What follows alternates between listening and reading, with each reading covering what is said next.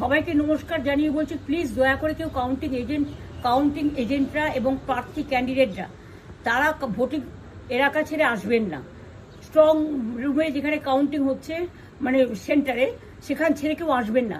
এটা বিজেপির প্ল্যান। প্রথম 2-3 রাউন্ডে আমি কালকে থেকেই বলছি যে ওদেরগুলো আগে দেখাবে, আমাদেরগুলো পরে দেখাবে।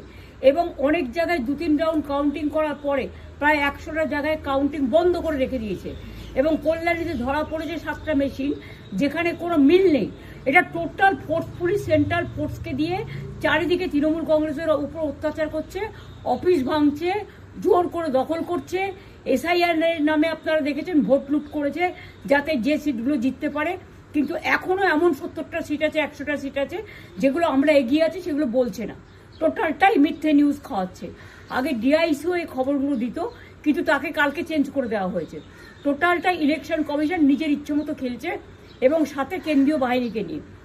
এবং আমাদের পুলিশরা টোটাল মাথা নত করে কেন্দ্রীয় বাহিনীর আন্ডারে কাজ করছে।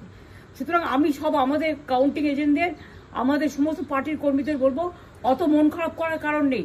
আমি বলেছিলাম সূর্যাস্তের পরে আপনারা জিতবেন। 3 রাউন্ড 4 রাউন্ড কাউন্ট হলেও এটা 14 রাউন্ড থেকে 18 রাউন্ড কাউন্ট হয়, তখন আপনারা জিতবেন। Wait and see, watch.